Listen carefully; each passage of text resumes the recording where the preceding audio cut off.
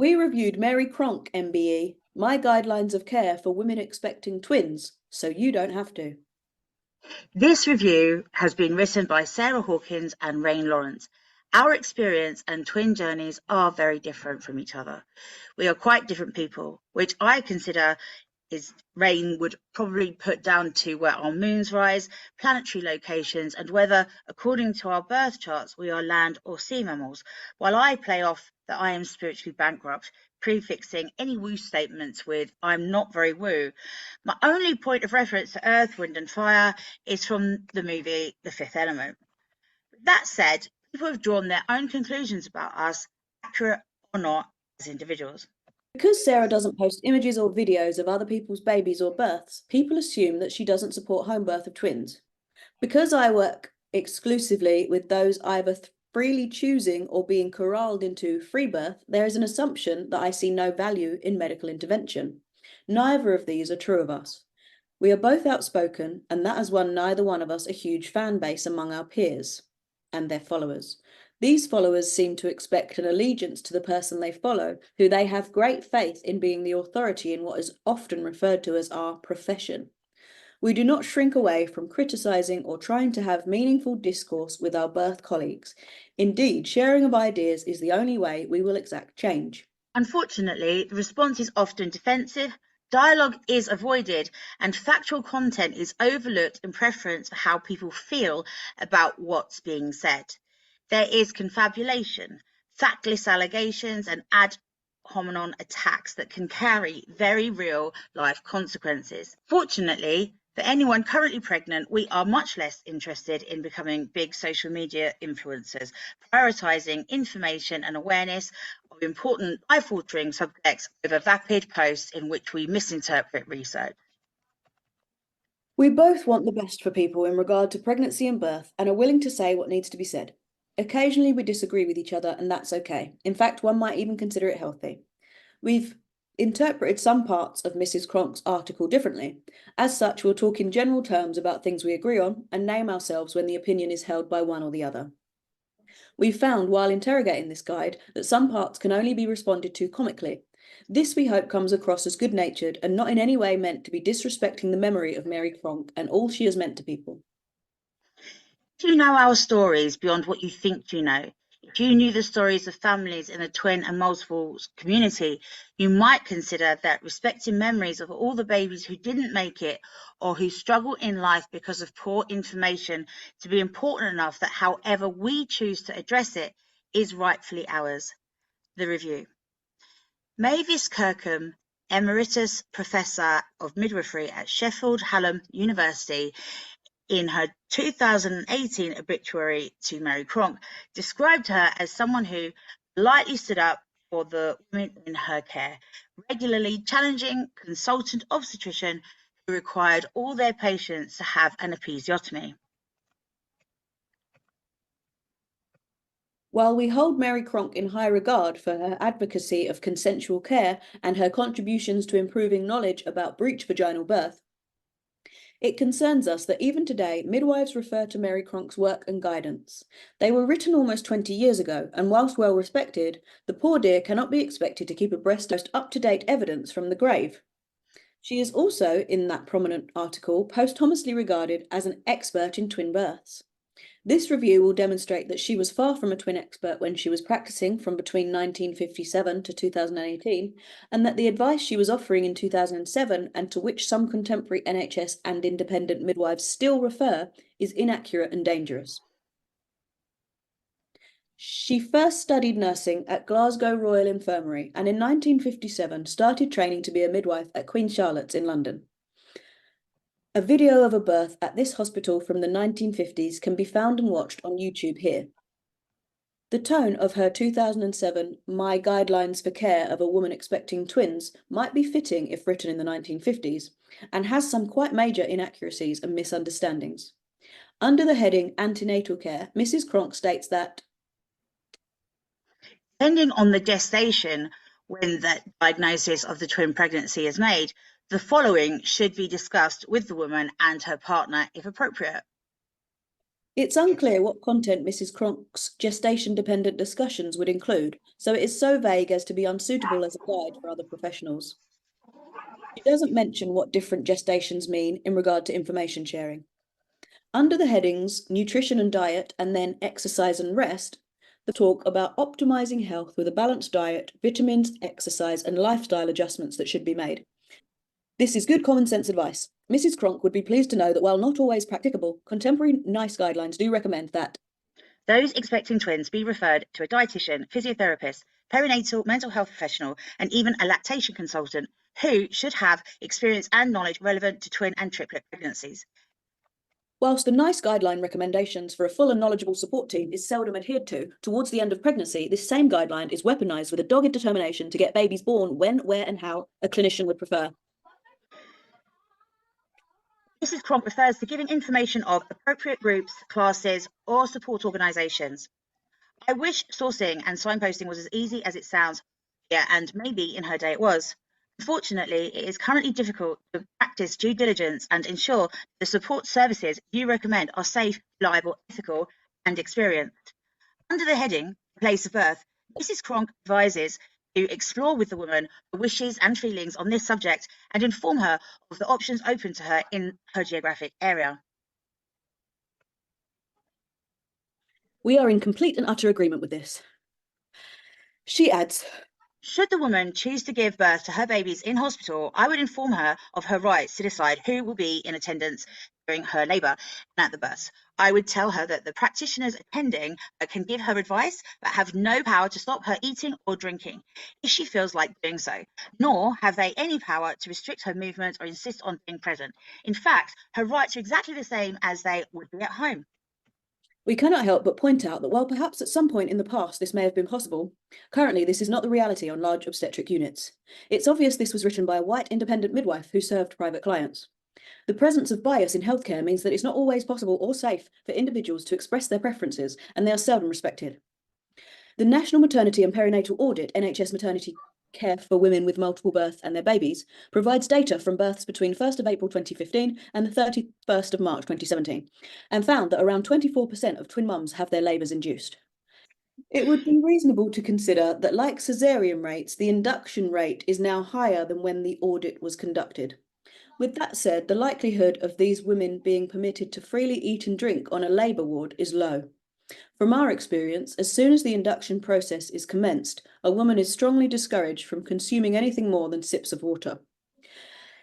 There is a well-documented culture of clinical professionals using coercive powers to have someone do exactly what they want them to do.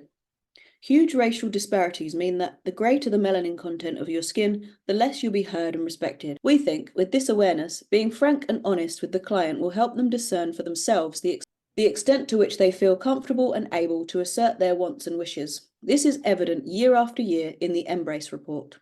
Mary says, depending on the gestation, I discussed with the woman the advantages of having an ultrasound scan to determine chorionicity. Chorionicity is determined by looking for the presence of what is called a lambda sign in dichorionic twins and multiples and the T sign in monochorionic multiples. Timing of ultrasounds can be important because in monochorionic twins, the amniotic membrane can often be missed prior to 12 weeks. In rare cases, and only 15%, chorionicity is harder to discern by 20 weeks. There are videos of diagnosing twins that can be found here, courtesy of the FMF website. She goes on, should she agree with that information gained, I discuss the increased risk of a twin over a singleton pregnancy. I point out that whilst most twins are fine, there are increased risks, and the risks are greater if the twins are monozygotic. We suspect she erroneously uses the word monozygotic when monochorionic is the intended term. Mothers rarely know the zygosity of their twins, as it is difficult to determine without uncommon, non-invasive prenatal testing, and it is not something a midwife is likely to inquire about, as it does not usually inform pregnancy or labour care.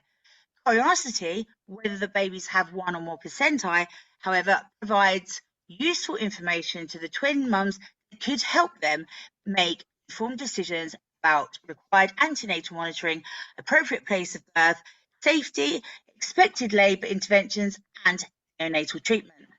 Twins and multiples can be from one egg or zygote, or more than one egg. Twins from one zygote are called monozygotic, and twins from two zygotes are called dizygotic. Monozygotic twins can share the chorion from which the placenta is formed, or they can each have their own. However, dizygotic twins will never share a chorion. Zygosity is the twin's genetics, chorionicity is the twin pregnancy presentation. Mary's implied hypothesis is that in terms of zygosity, monozygotic twins, one egg that splits in two, are more vulnerable to chromosomal abnormalities than dizygotic. However, this is not true. It is often claimed by clinicians there is a greater risk of chromosomal abnormality in monozygotic twins. There is, in fact, no known twin-specific monozygotic genetic abnormality. Furthermore, when looking for evidence of such, we found that a recent study shows that MCDA twins were found to have significantly lower incidences of chromosomal abnormalities compared with dichorionic twins. The dichorionic twins were 19% and the monochorionic twins were 2%. The study also recognises that 25 to 30% of monozygotic twins are DCGA twins. That is, it is therefore logical, based on the numbers shown here, applying them to the groups, adjusting the 25% of DCDA twins who are monozygotic, adding them to the MCDA group will reflect overall zygosity.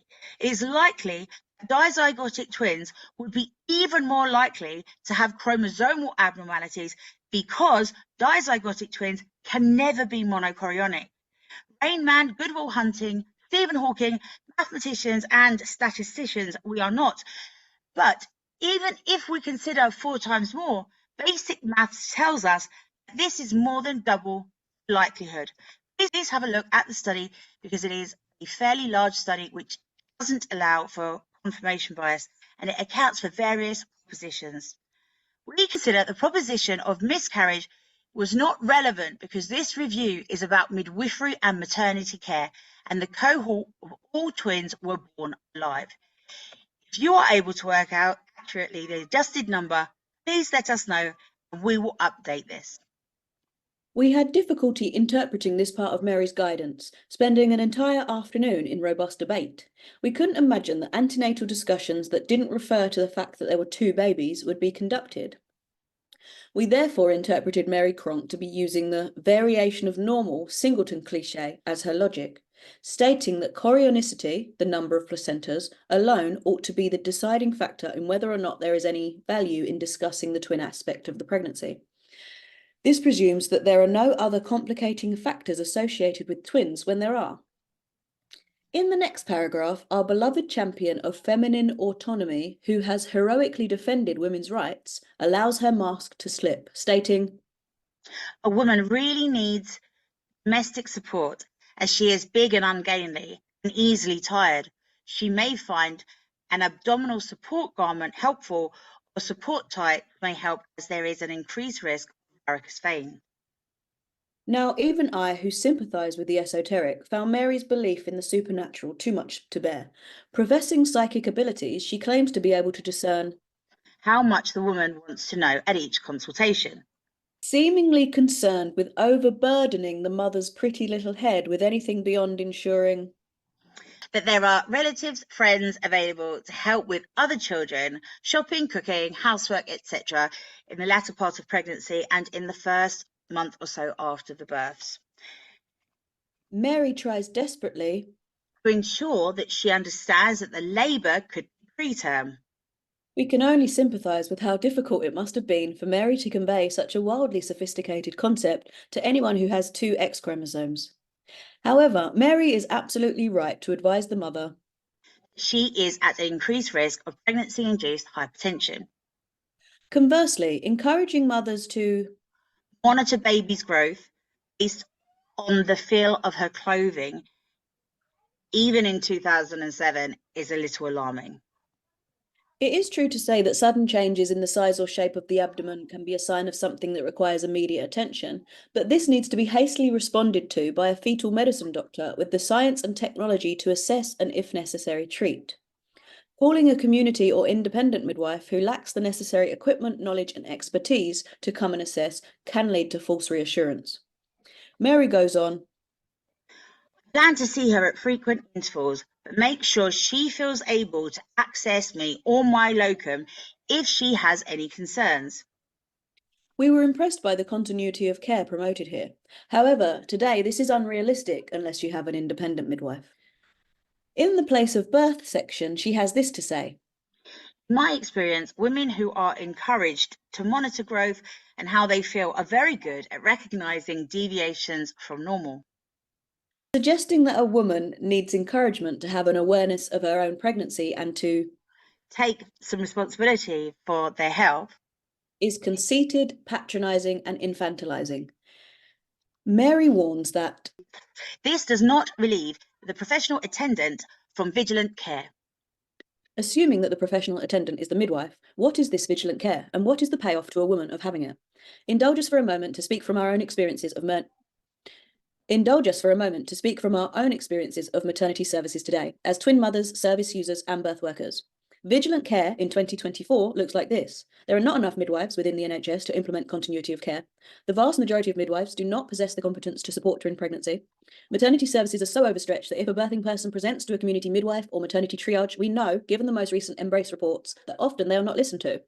They'll be forced to engage in huge amounts of performative clinical inquiry with the aim of the NHS Trust avoiding litigation. Often they will be coerced into doing something against their will or sent home with false reassurance.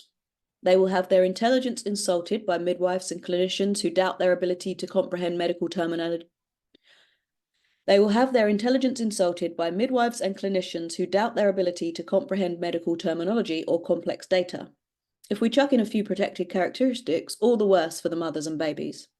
Even independent midwives, able to manage their own caseloads and relatively free from the rigidity of the obstetric ward, lack in knowledge and competency of twins, especially if they're taking this flimsy guide as read, which some do. When a mother clearly states she has concerns, these are not responded to. When scans show up an issue, sonographers are not competent enough or don't have the time to interpret what's going on and counsel the family. We will be sharing an article and podcast that talks about this specifically in the near future. You might be shocked to learn that midwives are searching Google for information on how to support twin births. It's because there is no expectation for midwives to be competent in twin and multiple birth. The NMC allows for a student midwife to count twin birth as 2 singleton births in order to gain the required numbers of births attended to qualify. Endlessly reiterating, she states, there should be a full discussion of the labour, what the attendants will want to do, and what the woman and her partner feel that they will want. The way that the desires of the attendants feature as prominently as those of the family is outrageous. And the fact that she phrases it as the parents feel that they will want could indicate doubt as to the validity of their choices, without the clinician's trust in cold, hard data and relying only upon squishy, mutable feelings. When discussing labour and birth options, Mary recommends a tentative plan for labour should be made and updated as necessary. This should include discussions of various birth positions. If the woman is having midwife-only care, the following list, which is not exclusive, are reasons to seek appropriate medical input. Lack of observed growth, hydramnios, any abnormal urinalysis, any signs of symptoms of labour prior to 36 weeks, abnormal results of full blood count, any signs or symptoms of BIH. If a woman is engaging with maternity services or independent midwives, they clearly want to benefit from good quality monitoring, and there must be no wishy-washy subjective interpretation of results. There is not a midwife in existence who can diagnose hydramnios in a twin pregnancy, because there are conditions in which one twin has polyhydramnios, the other has oligohydramnios. A midwife cannot fully explore hydramnios using her tools of measurement and palpation alone. We suggest instead that full discussions around birth gestation ought to be conducted in order that the parents have a good understanding of all eventualities pertaining to the birth, weight, gestational age, and infant feeding. We disagree. 36 weeks gestation should be the primary threshold at which a mother and her midwife should seek obstetric input. Mrs. Cronk has not qualified why she suggests 36 weeks as an important marker. The NHS now deems 37 weeks to be early term, and it is the gestation at which an independent midwife can obtain the adequate insurance to attend a home birth. I wonder if these legal, financial, and insurance issues were a consideration Mary made when choosing this timeframe. We now move on to the labour. Mary asserts that most twin labours progress well. The woman should be supported in the way that is most appropriate for her, and that has been planned. We agree. And if a hospital labour has been chosen, I feel that it is good practice to do a 20-minute or so CTG trace of the fetal hearts in early labour. A 20-minute cardiotocograph or CTG trace is not likely to give you a great deal of information. And again, it is subjective. Computerized CCTG, is not recommended in labour, and the reliance is on someone to interpret the results. Therefore, again, not objective. If Sarah, having been at many twin births, had any faith in CTG being of any benefit in twin labour, she would be singing its praises. When the topic of CTG or CCTG, otherwise known as the Dawes-Redman, comes up with clients, I encourage exploring what the mother believes she will gain from it. Are they wrongly assuming it can accurately diagnose chronic hypoxia, or do they yearn for an all too common situation in which the trace of a twin is lost and ward staff hit the panic button and mother is dashed to theatre for an emergency caesarean? Because this is a bit of a fallacy. For varying reasons, midwives would sooner put their backs out trying to relocate heartbeat upwards of an hour over pissing off the on-call obstetrician. He goes on, taking great care to ensure that one is actually recording 2 heartbeats and not just hearing the same heartbeat in 2 different places. This is an easy mistake to make with a CTG monitor if the twins are monozygotic, as the heart rates can be very similar. Even if a CTG monitor is used, there should also be auscultation by 2 practitioners using 2 Pinard stethoscopes simultaneously. They will be listening in different places, and this can corroborate the opinion that there are 2 fetal heartbeats. We are glad that Mary suggests that one corroborate that there are 2 heartbeats. However, many midwives who venerate Mary hold the misguided belief that twins have the same heartbeat. It is often stated by midwives, and we are currently supporting a mother whose second twin was stillborn, and the midwife believed this very notion. Midwives, please stop believing that twins have the same heartbeat. In a hospital situation, there are more reliable ways to monitor heartbeats in much less time, and we suggest you skip this. Do not opt for an ultrasound scan. It's much quicker and more reliable in giving the information clinicians are hoping to deduce from a CTG. One could contend that if she is referring to a monochorionic set of twins, they might be less likely to have similar heartbeats, but that is too much biology for now. 2 substantially different heart rate readings in a singleton on different occasions, or between twins at the same appointment, necessitates further investigation, particularly if they share a placenta. We expect any healthcare professional monitoring heart rates during pregnancy to take into account various factors, including the fact that they're dealing with 2 or more independent hearts. End of part 1. We hope you've enjoyed this review. Please share it with your colleagues in the birth world, as it is incredibly important that we go forward and improve for the good of women, birthing people and their babies. We suspect, and there may be people who will take issue with this, who will want to let us know immediately. This is free education, learning and information that we have created for you because we care. As such, we will not be engaging with any negative comments. We will not be encouraging anyone to defend or fight our battles, but because we are a community with a high number of baby losses, compassion and understanding is requested. To that end, if you have found this interesting and a beneficial resource, please leave a positive comment so that families know that there are people taking notice of balanced discourse. Disclaimer, we are not clinical by choice and often know more than clinicians. However, to be clinical or not seems to be something people consider to be important enough that it becomes the foundations for whether they think information is to be credible. If this is how you feel, we encourage you to read this, and if we are wrong, reach out, and we will happily learn and grow with information you have. We urge you to expand your knowledge and critically discern for yourself using various resources. To be continued. Expect part 2 in the near future.